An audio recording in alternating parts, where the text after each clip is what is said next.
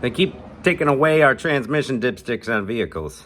And the reasoning behind that is like they don't want people to add the wrong fluid because there's so many different types nowadays, and they don't want people to overfill it. But I say if you put the wrong fluid in, especially when there's a sticker telling you what kind of fluid is supposed to go in it, and you're overfilling it when you have a dipstick, I mean, like, that's your own dang fault. Why make us work harder? Every time we got to fill a transmission, we got to look up, hey, at what temperature, at what level is this? And then we got to measure the dipstick we use or buy a special dipstick that has the measurements on it. It's just another way, really. They justify it that way, like, hey, we don't want people screwing up the transmissions, but it's just another way to get you to come into the dealer.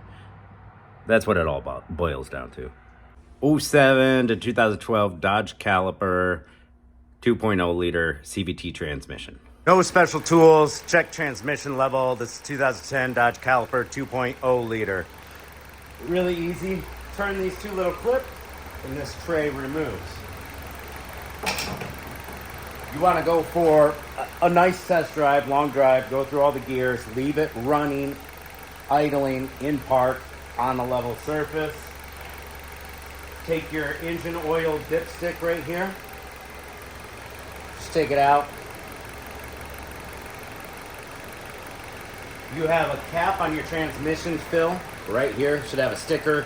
Only use Chrysler CVT fluid CVTF +4. That's important. Don't put the wrong fluid in. This cap was right here. I had to twist it off with pliers because it was rusted in like it's never been touched. We're going to take the engine oil dipstick and put it down there until it bottoms out. I lied, this dipstick's not long enough on this one. I need a spare dipstick. I just stole the oil dipstick out of my truck instead of looking around in my back room for my longer dipstick. So we're gonna go down until we bottom out in the transmission. Make sure you're all the way down, bottomed out. That's all there is to it. You don't have to go buying a fancy dipstick just to measure this. Now at full running temperature, we should be around 40 to 45 millimeters up on the stick of transmission fluid. And it correlates with a temperature of your transmission. Hotter it is, the according level. So if you got a fancy scanner like me, you can hook it up and see exactly what temperature the transmission is, and it correlates with a chart, with a graph going up.